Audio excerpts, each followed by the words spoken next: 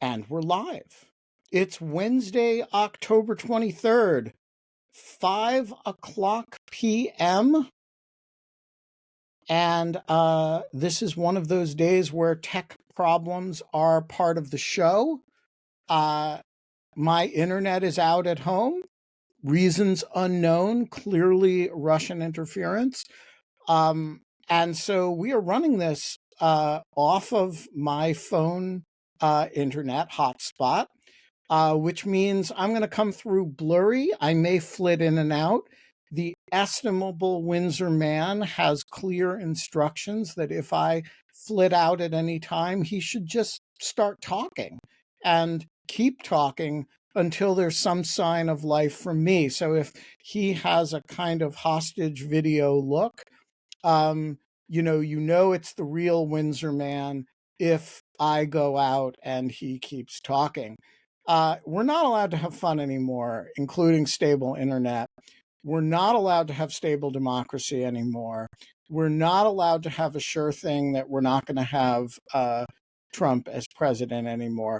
But we are allowed to have Windsor Mann back. And I want to say there are very, very few things I am looking forward to in a second Trump administration. But if you put a gun to my head and made me make a list, Windsor Mann's social media would be like actually pretty high up in the list of things that I would like. I mean, yeah, life sucks, but there is like Windsor Mann's tweets, or now threads. What do we call them? I think everything's post now. Posts. But on that list, it'd be a very short list. So being high up on the list doesn't mean much because the list would be like two things. So, yeah. Yeah. So what are your list of things that you're looking forward to in a second Trump administration? I mean, the list of things I hope to avoid is probably longer. No. But we're looking at the bright side today, and I mean, this just came to me. The list of things that we're looking at, and we're saying, well, it's a second Trump administration. It's the end of civilization as we know it, blah, blah, blah, all that stuff. But, at least we still have blank, and it's something that would not be as good in a Harris administration. Yeah, I guess if there are mass deportations, maybe I can stay at one of Trump's fancy hotels. Maybe I'll get deported to one of his hotels. Maybe that. I don't know. I don't know. I mean,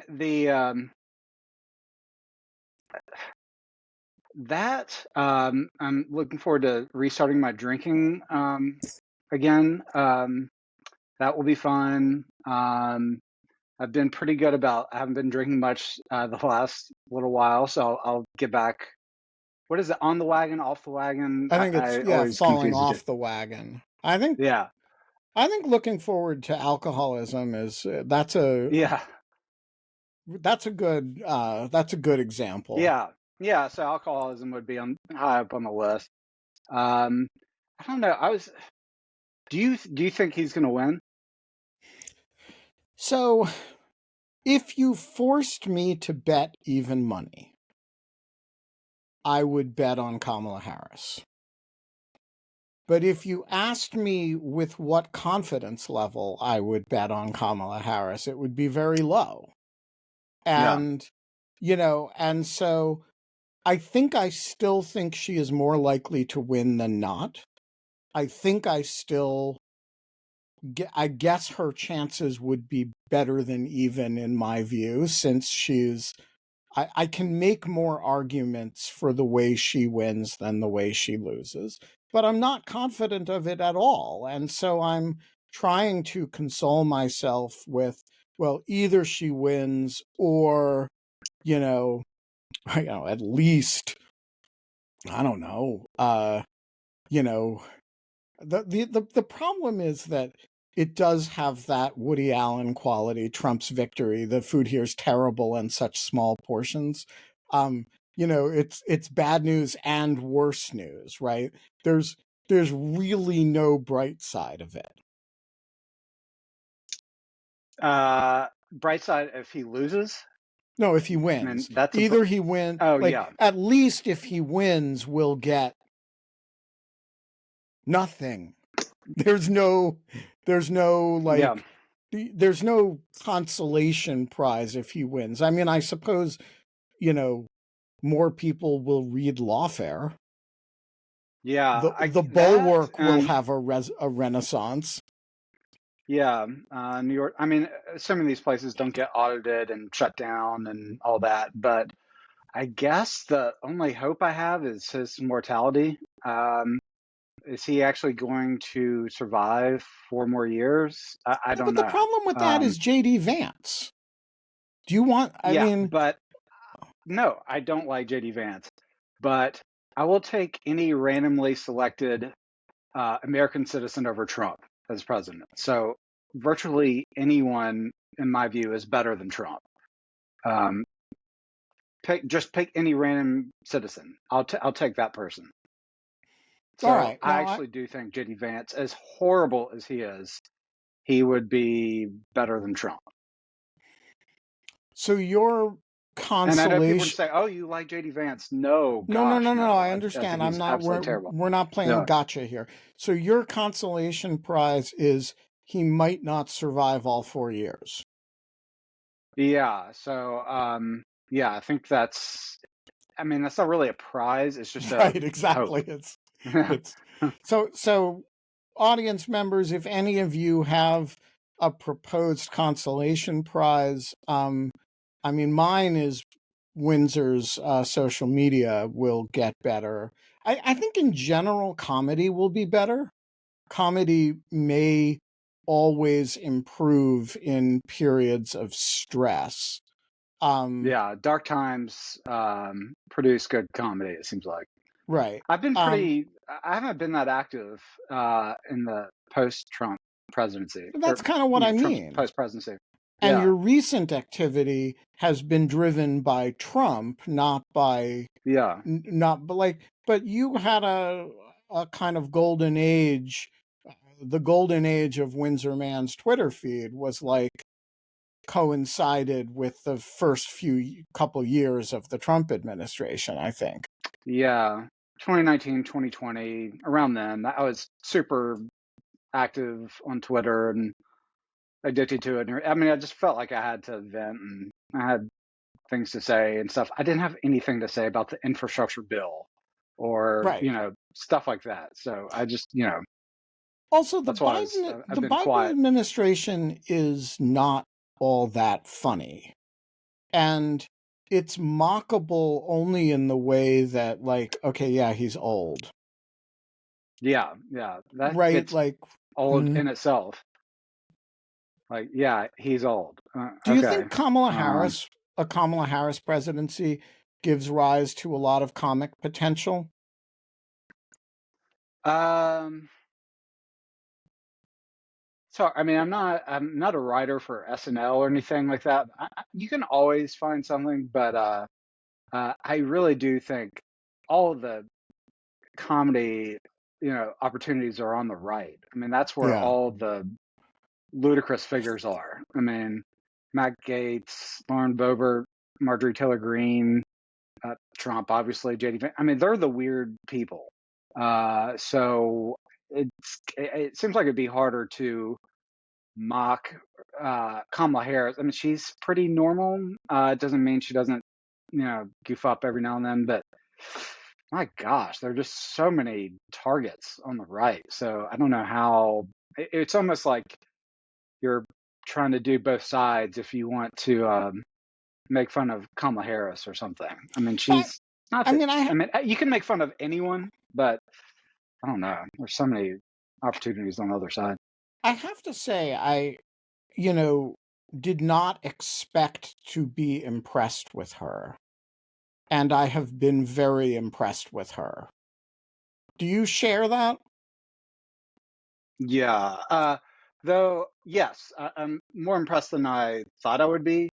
But when people said they didn't like her and her favorables were low, I didn't get it. I remember I said to multiple people, this is even before talk, even before the Biden's bad debate and everything. I said, why do people dislike her? I don't understand it. She seems fine. Like, it's not that I was a super fan, but I just didn't get it. She seemed totally fine. Like, I didn't understand why people had issues with her.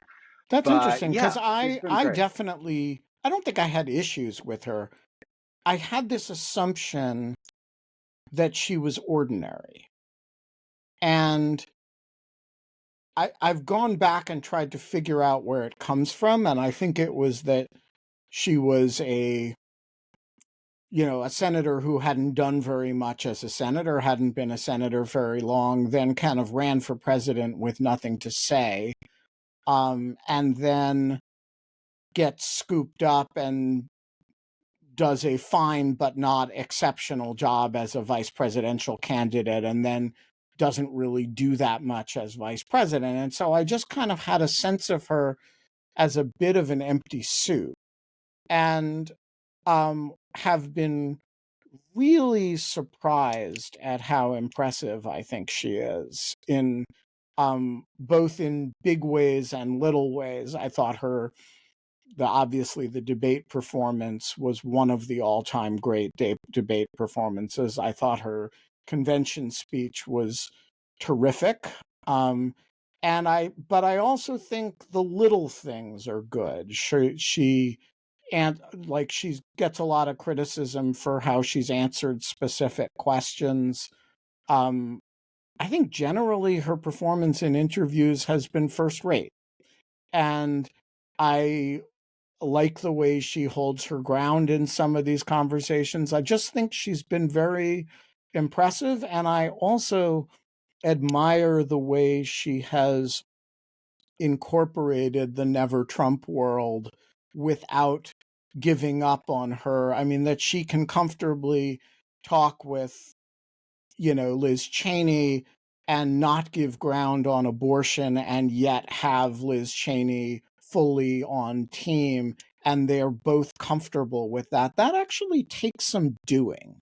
And I think she's been I will say this now behind the veil of ignorance of whether it's all for naught. I think she's run a great campaign, and I cannot really think of anything major that I would have. I mean, obviously, if she loses, there'll be 100 things that 100 people would have done differently. But I'm not going to carp. I think she's run a great campaign, and if she loses, it will be because we, the people, suck. I think that's right. I think the campaign has been so good, just shockingly so, um, that I guess her answer on The View, if I have to quibble, when she was asked if she would do anything different in the Biden administration, just because that gave, I mean, you could have spun that in a way like, look, I don't want to get into this. I'm focused on the future. I can give some banal answer, but it turned into a clippable soundbite that the Trump campaign could use. So that maybe, but really, if that's what it is, what would cost her the election, then hey, we're screwed anyway. Like something like that. Zero evidence Uh, that, like, all right, I agree that was a suboptimal answer. Not going to defend but it's not a that as an, disaster. I but mean, this is not a disaster, and there's no no, evidence that it had any impact. It's not like a deplorables moment or a no. 47%, or whatever Romney said. Um, she has done remarkably well.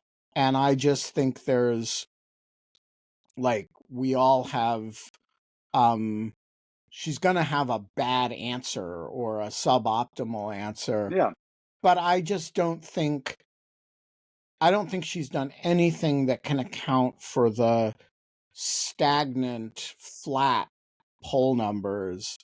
And I think the only real explanation for that is that very large numbers of people are aware of and don't mind the downsides of Trump, and they are attracted at some level to what you and I look at and see as the problem.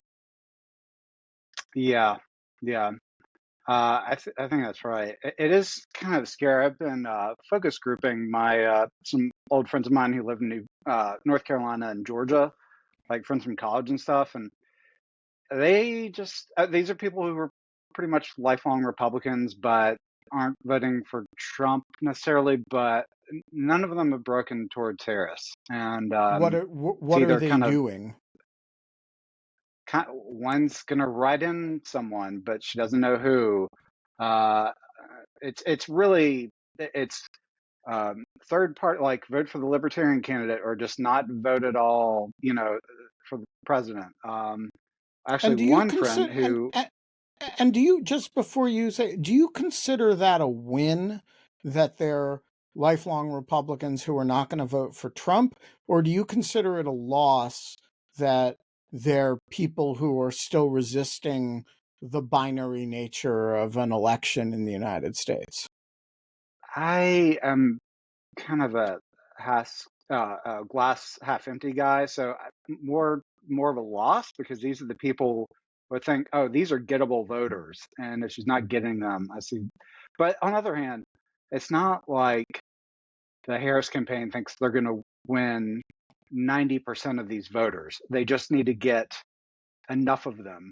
So, this is just a sample size of like 5 people. So, it doesn't necessarily mean anything, but still, like, these are uh, people I was hoping, she would get. But one of them, though, is actually considering Trump for the first time. He did not vote for Trump in 2016 or 2020. He's like, I'm actually considering Trump now. And he said he just doesn't like the Democratic Party.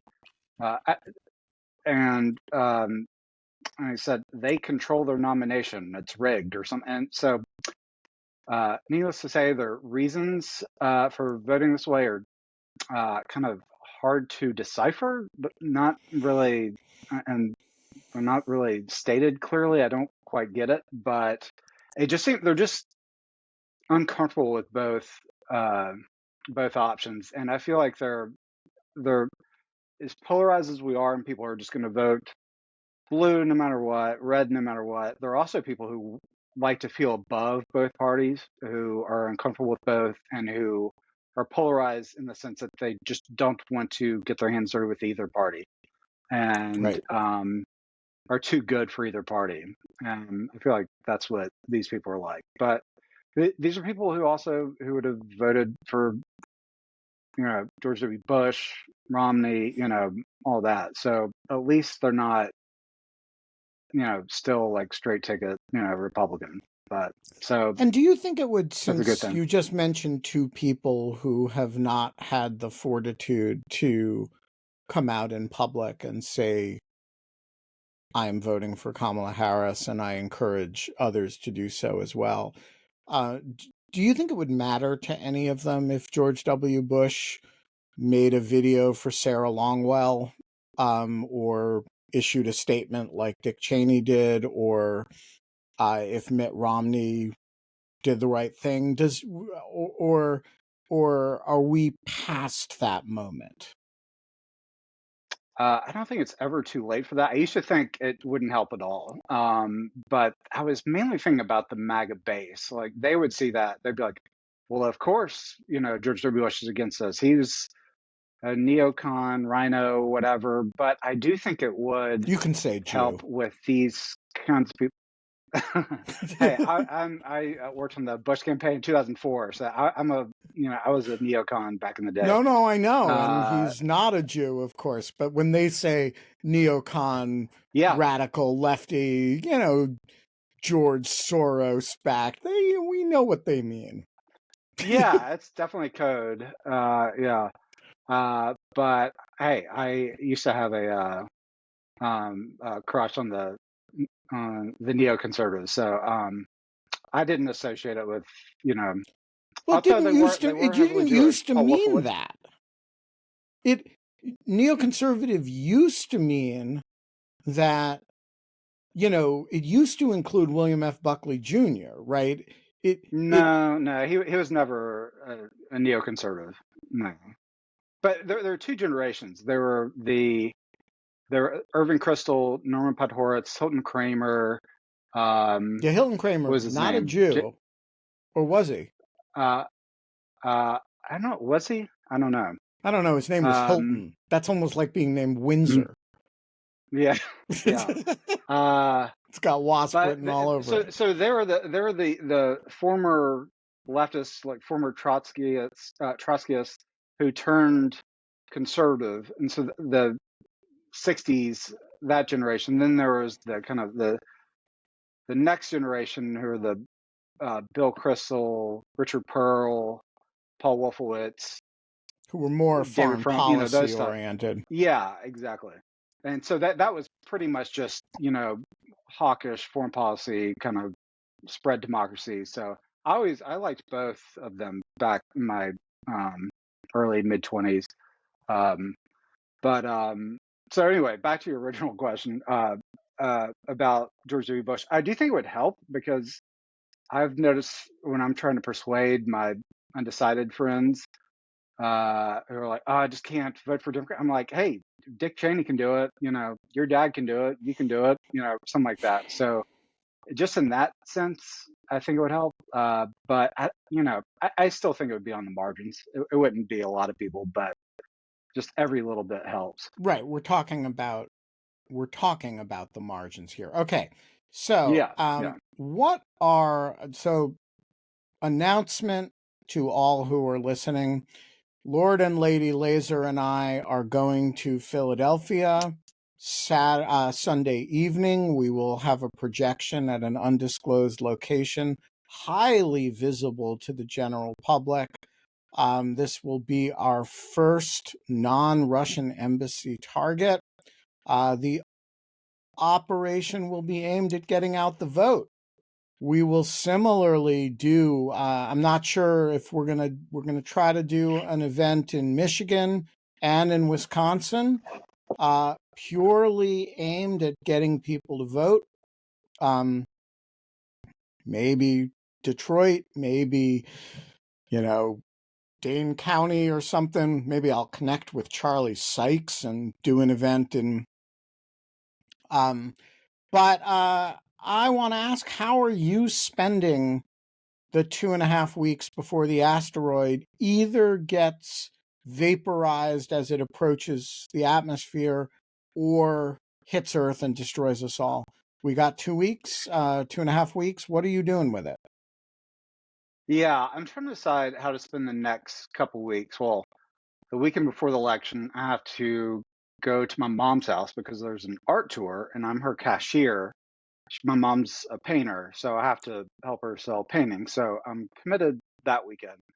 But I texted you about this. I was in Philly last week, actually a week ago today, for the Harris rally, the Republicans for Harris rally in Bucks County. Yeah, so Bucks So County, super swing county in Pennsylvania, and yeah, you were there? yeah, I was there. I was wishy-washy on whether I should go, and then I was like, I got it. I haven't really done. I've donated, but I really haven't done. This is the first time I've ever donated to a candidate on any level. So I donated twice. I was like, that's really. This is. They need bodies. They need people there. So I'll go there. And it wasn't like I was reluctant, but it was just like, is it really worth it? I was like, whatever. They asked me to go, so I went, and I'm so glad I went. It was a small event. Um, Ran into Bill Kristol at the Philly train station and hitched a ride with him and a friend of mine from the Bush campaign uh, who also met up at the train station, and Jim Swift also there. Also ran into Jeff Duncan at the train station, and it was great. Jeff Duncan is the The lieutenant governor of for, Georgia, right? Former Former, lieutenant. yeah. And Adam Kinzinger spoke, Olivia Troy, uh, Christine Tom Whitman was there. I'm forgetting who else, but yeah, it was a good group. It was just a gorgeous fall day. And Kamala Harris, she spoke really well. Yeah, I mean, like again, it was just so well done. It's like it's hard to complain about her campaign. Um, No, she has done all the things. The question is whether there are like whether the American electorate gives a shit. well, it's also, I mean, I'd be shocked if she lost the popular vote. So the American people are for her. It's just the way our system is set up through the Electoral College. If Trump can eke out a victory by just winning slim majority in these, handful of states. So it's not really, you know, you can't just say it's the fault of American voters because they're going to choose her.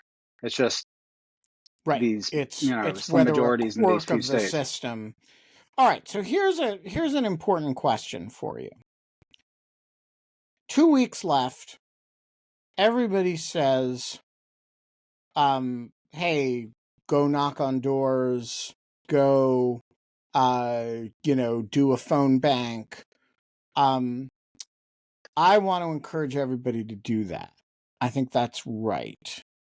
The question is whether I should do that or whether I should do, something that tries to be higher profile in swing states, say laser projections in Philly, just encouraging people to vote.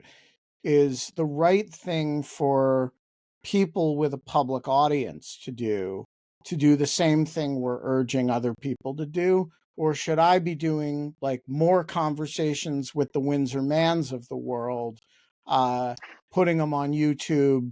You reach, you know, 600 or 800 people that way, rather than knocking on one door at a time. What's the right way, in your opinion, to use your voice over the next couple weeks?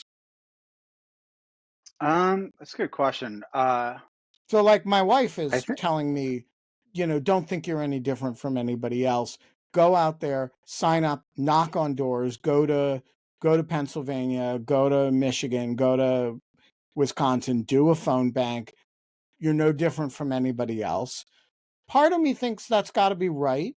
Part of me thinks, wait a minute, I have 50,000 followers on Threads. And if I hadn't, like when I say something, I can reach a lot more people.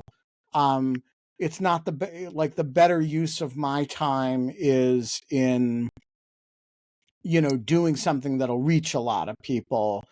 What do you think? Who's right? but are the people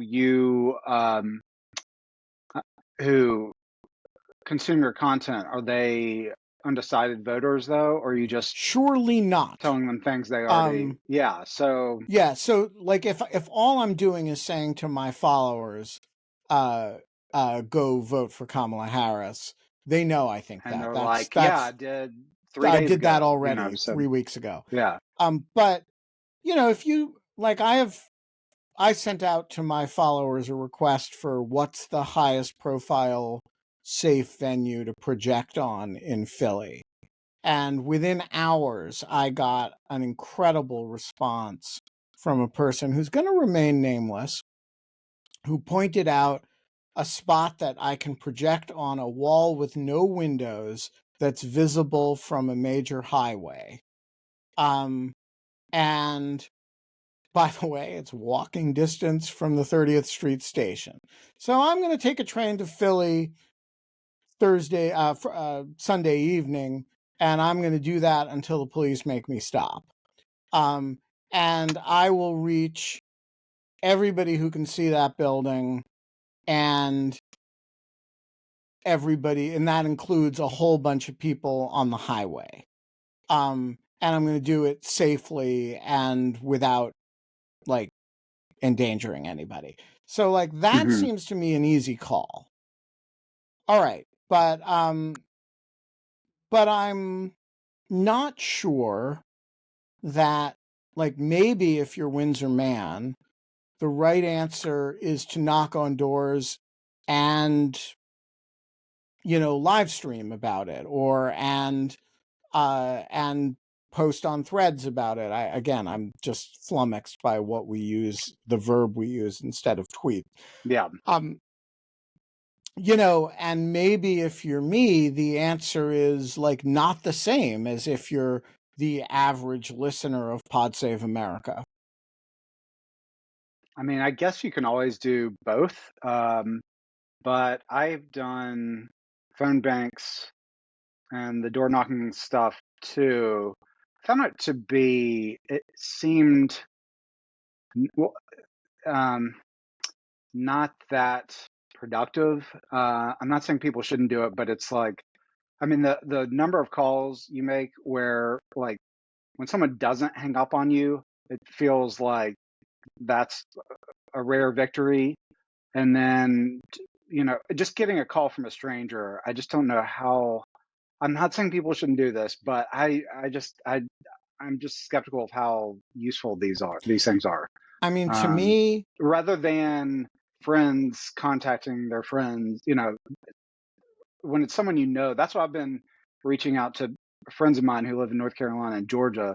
I feel like, okay, I know however many people in these states, so I think I could, who are persuadable. That's my little contribution, just a handful of people.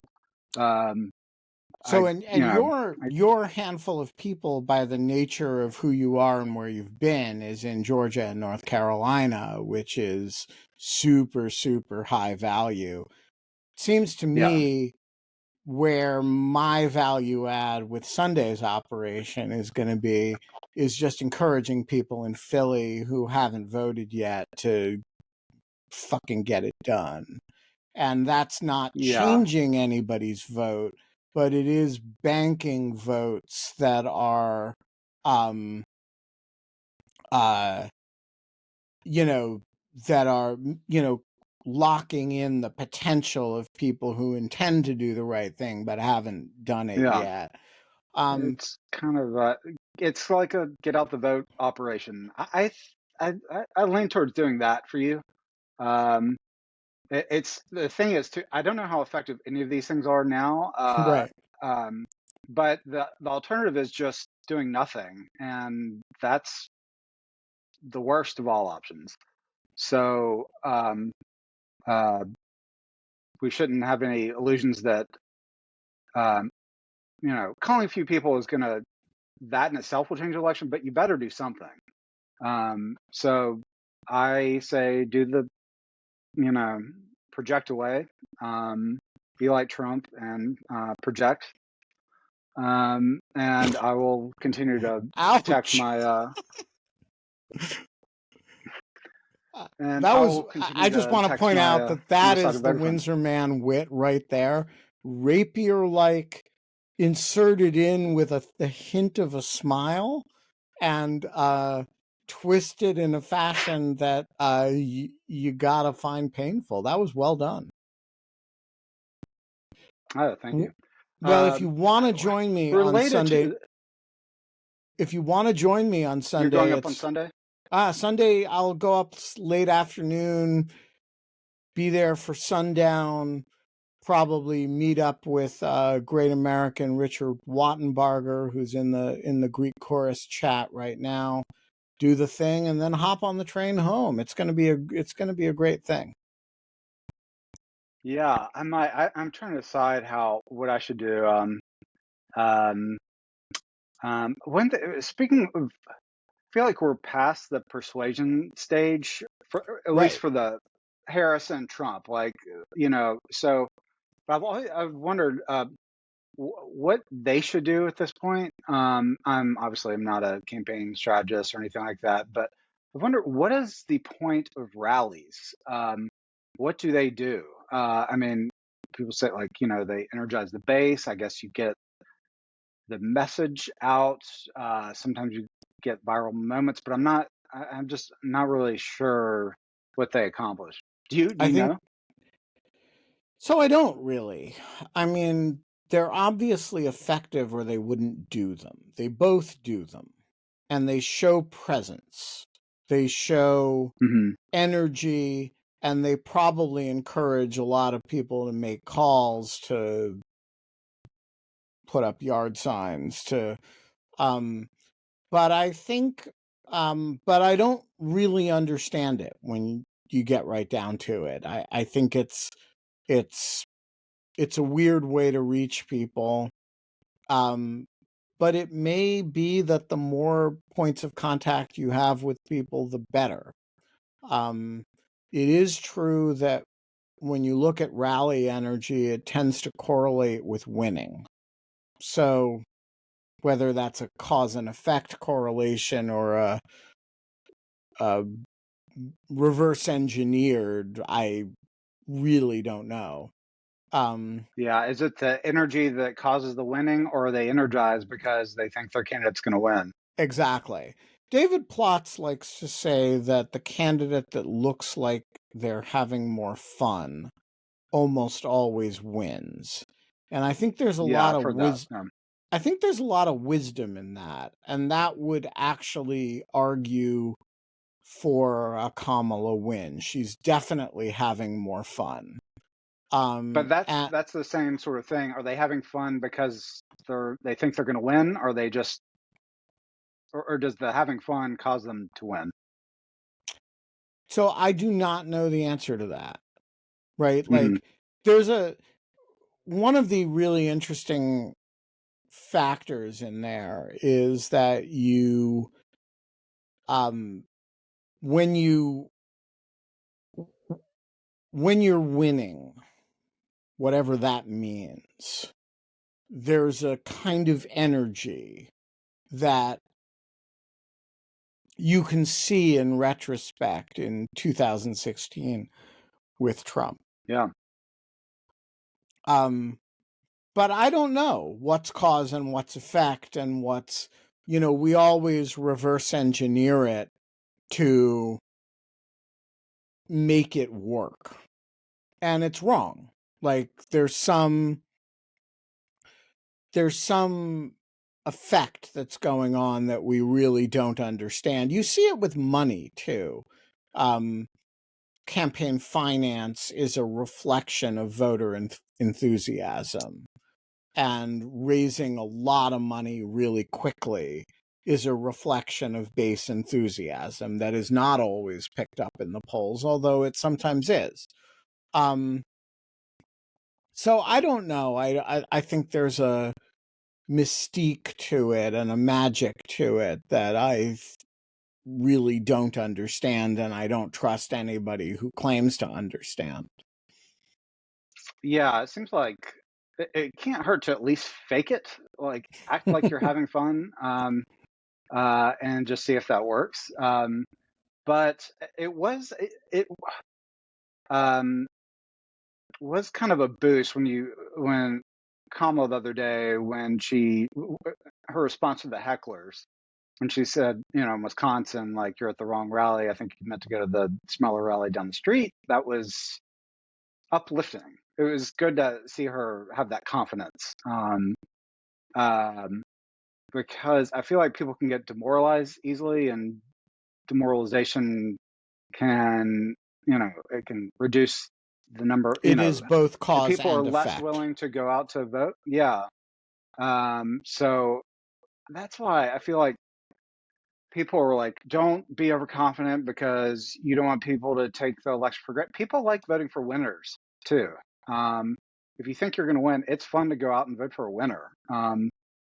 Uh, so I've never really gotten that, like, scaring people into thinking, yeah, I guess it is a close race. You don't want to make something up, but I don't know. Like, I was super pumped to vote for Biden in 2020, and I thought for sure he's going to win, and he might even win by a lot. But that didn't deter me from voting for him.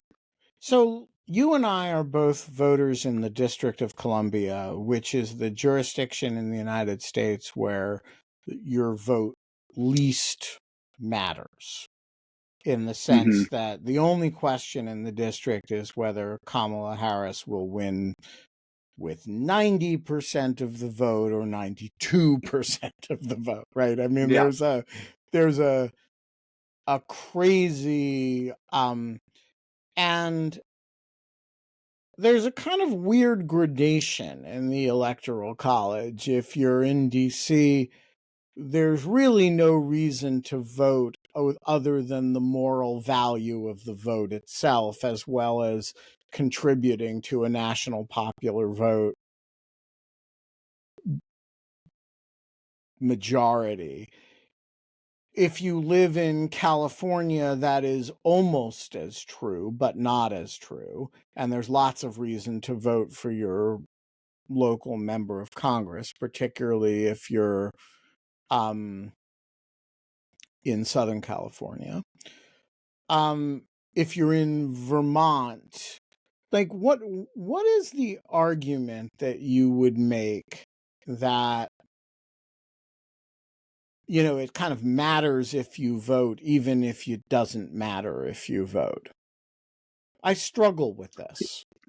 Yeah, I mean, in technical sense, it does. I mean, if I didn't vote in DC, it wouldn't change anything. But also, it's just so easy to vote that it's also like, really, you don't want to take the trouble 30 seconds to do this.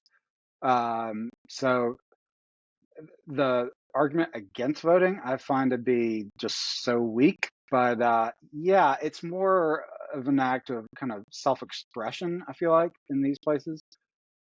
California, yeah, there are actual elections and stuff, but it's mainly the primaries there because it's basically a one-party state.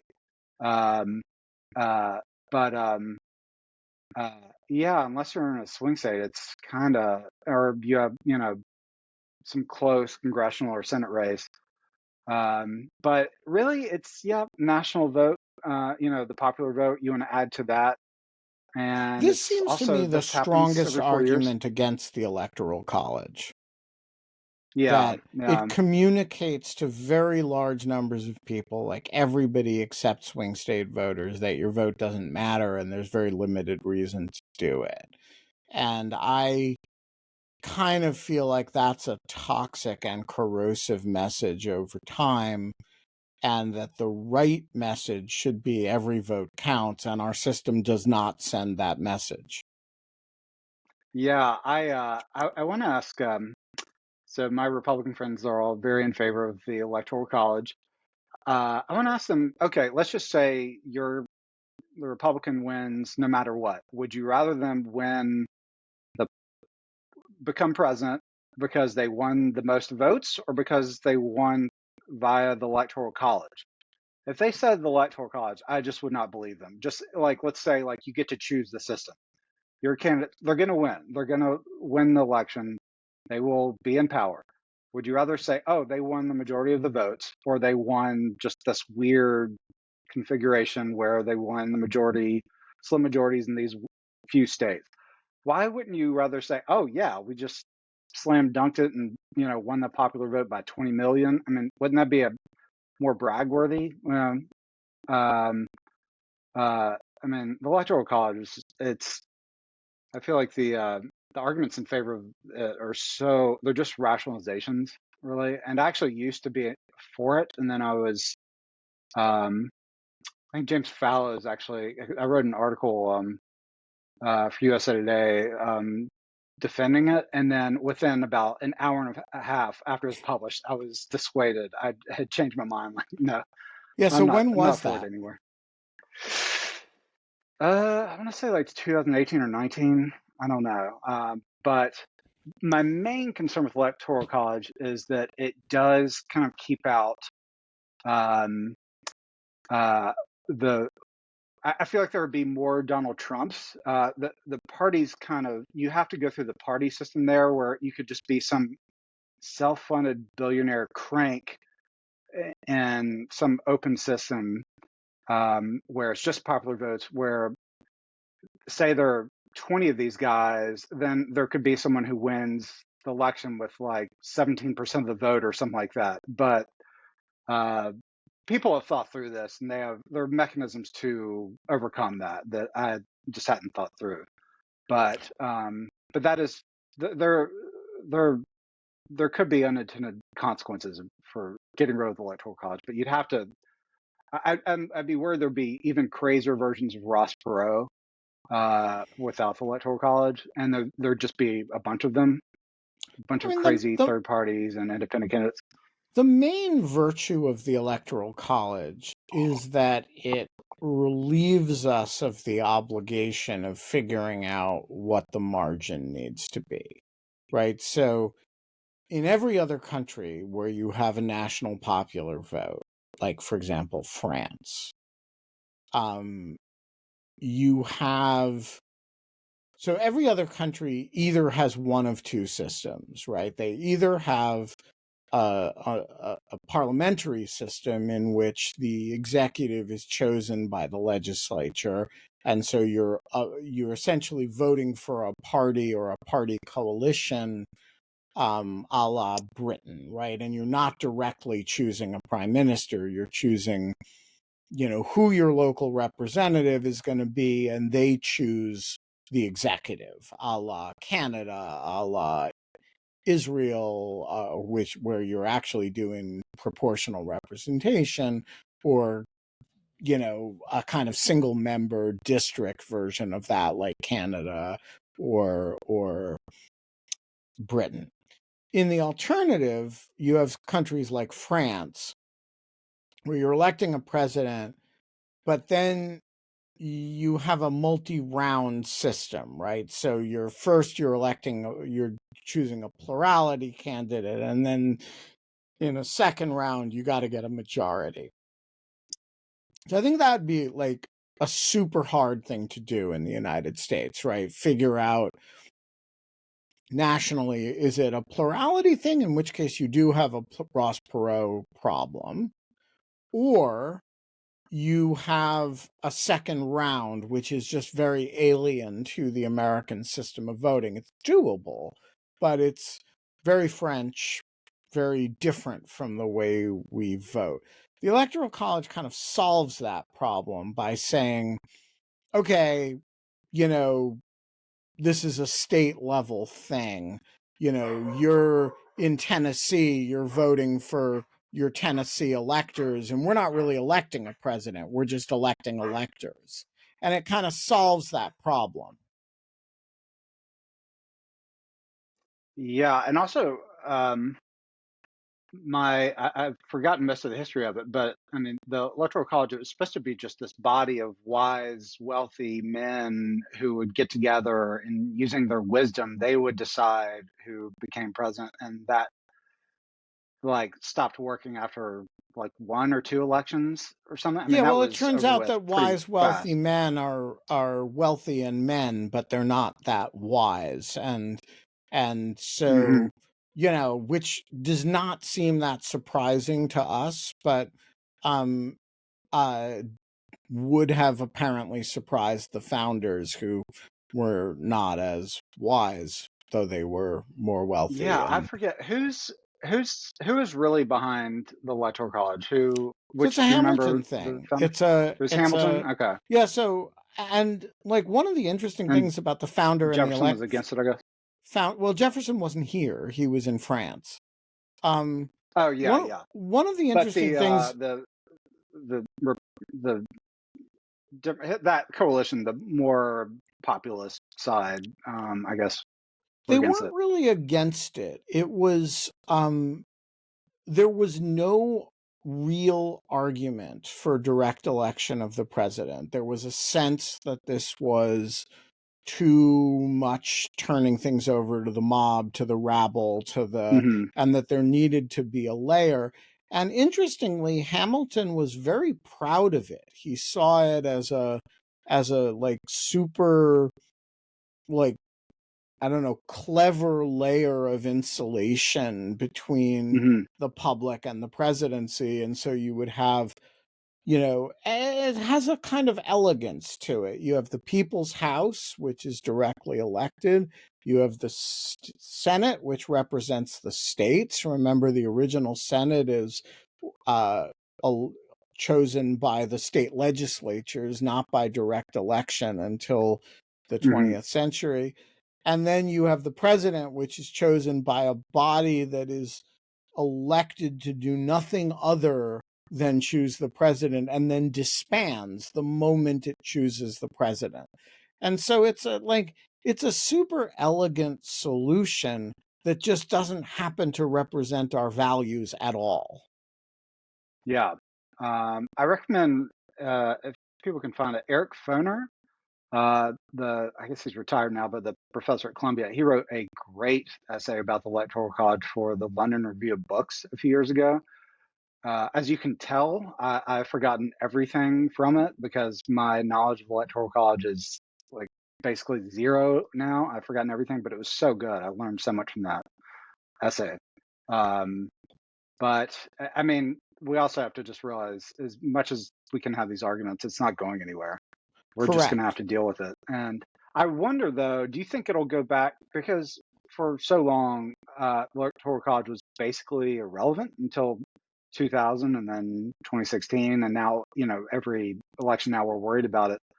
But it used to be it would electoral college victory and popular vote victory, they would just overlap. And now Republicans have found a way to not even attempt to win the popular vote, just try to Right. eke out these electoral college victories. I wonder how sustainable that is for them. Are they going to be able to continue to, just survive by minority rule? So it's Or at not some point, obvious, it's not even obvious that it's sustainable this year. So if you look at, everybody assumes, and I have no reason to dispute, that Pennsylvania is the tipping point state. So the polls in Pennsylvania are essentially even, and the national polls are, 1.5 points apart. So the delta between the tipping point state and the national popular vote is reduced to very little, right? Which is quite different from 2016, where Hillary Clinton won the national popular vote quite solidly and Biden won it, decisively.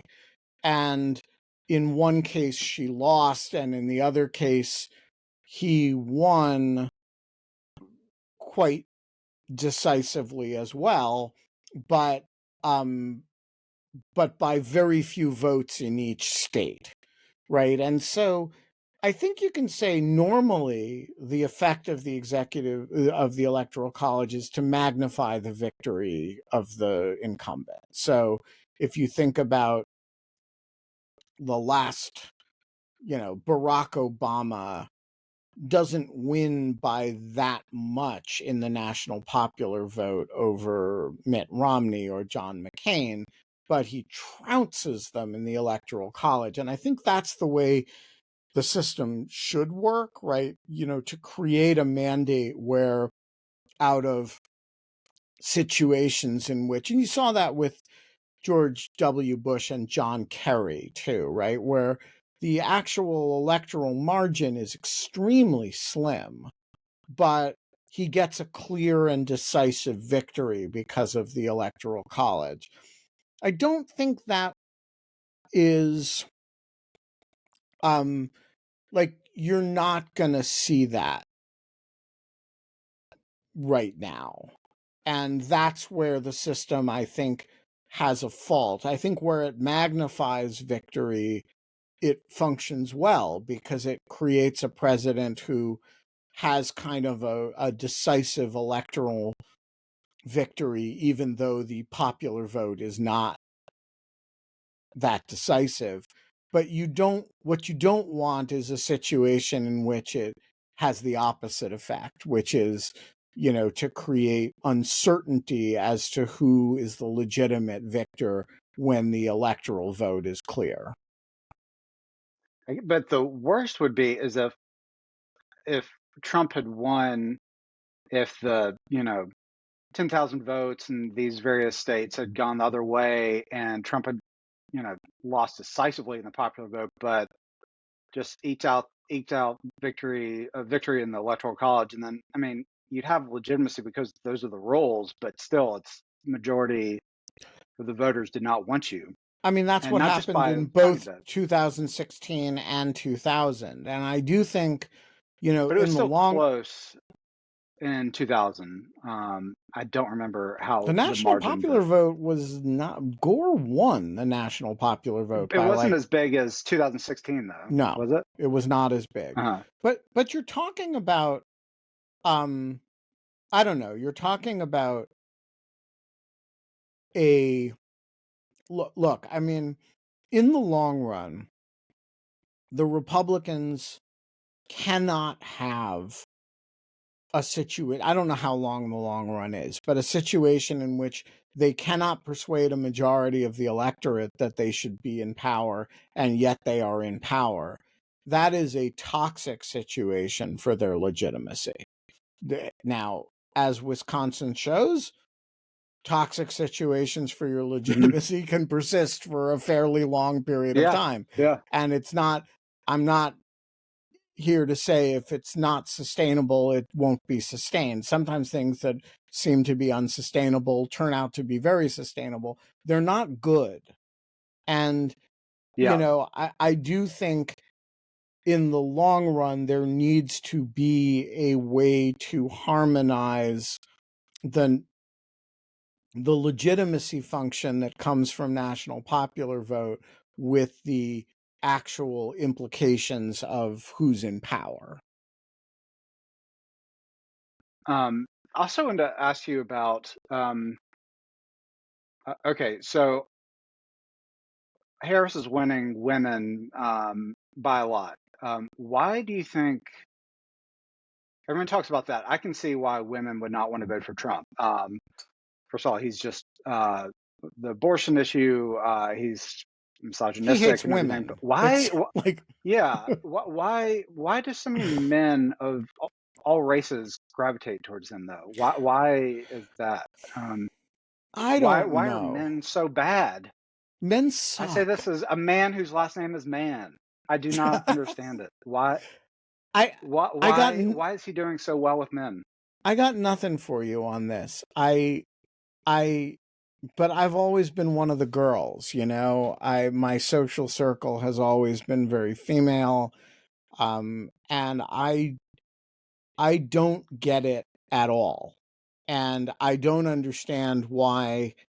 um I mean, maybe it's as simple as the bully in high school was popular in high school too, and that there's something about men who, like, but I honestly don't know. But that that I that would only apply to a certain segment of male voters, not just a preponderance of them. I mean, he's winning, male voters by a lot. I don't. look, right now he has to be winning male voters by as much as he's losing women voters, because vote the polls are even. And that means that for every woman who looks at him and says yuck, there's some man who looks at him and says, that's what I want. And I Yeah. don't have the Or slightest yeah. Yeah. understanding of that. But while we're on this subject, I don't understand the black person who looks at him and says, that's what I want. I don't Yeah. understand the Hispanic person who looks at him from Venezuela, from Cuba, you name the country, and says, that's what I want. And my own people here for a minute, about 30% of Jews are going to vote for him. He fucking dined with Nick Fuentes. Like, what, Jews out there, what gives with that shit? So, I don't think it's merely me and my persona as a male that's confused here. It's also me and my persona who thinks I have a read on what racism sounds like, and a bunch of black men, mostly men, seem to disagree with me. It's me and my capacity as sort of understanding what, hating people from South and Central America sound like. And boy, it sounds like that. And it's me as a Jew who's like, actually, I'm really confident I know what anti Semitism sounds like and what Jew hating sounds like. And it kind of seems like that. And so I'm bewildered by the attraction of all kinds of groups that kind of obviously should know better. You Yeah, get the and it's not final like word. it's well, it's not like it's all for the same reason. It's not like he's appealing to young black men for the same reason he's appealing to the 30% of Jews. It's all different too. Right.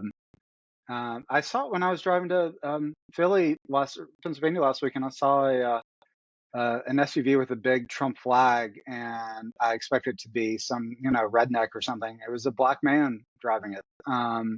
So they're out there, but fortunately, this is in Maryland, so that doesn't matter. Right. Um, but yeah, my people too. Middle-aged white men. I especially the ones without grievances. Why are you voting for him? The ones with grievances, I get it. You hate everything, so sure. But I'm basically I don't get anyone voting for him. So I will always be surprised when he wins, just because I'm just dumbfounded how someone can do this. Even Well, though, we are going to hold that thought and perish it until the moment that it becomes necessary for us to process it. And at that moment, we will say, but at least we have Windsor Mann's social media to guide us forward into the darkest of times. Windsor and Mann, alcoholism. and alcoholism. Mhm, We're gonna mhm, lean heavily on that. And mhm. by the way, for Yeah, some of that us, heroin. alcoholism will, yeah, alcoholism will enhance my tweeting, threading too. We're gonna I think leave that it. they complement one each other. Yeah, we're gonna leave it there. So, a quick note tomorrow. I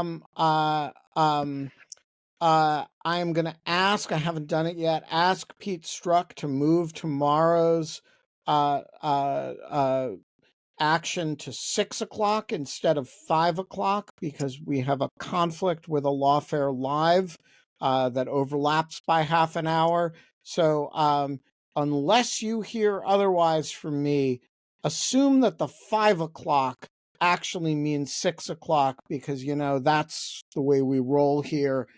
We will see you there. Windsor Mann, you're a great American. Keep the faith. Don't delve into the alcoholism just yet. There'll be plenty of time for that. And Mhm. we will see you soon. All right. Thanks for having me, Ben.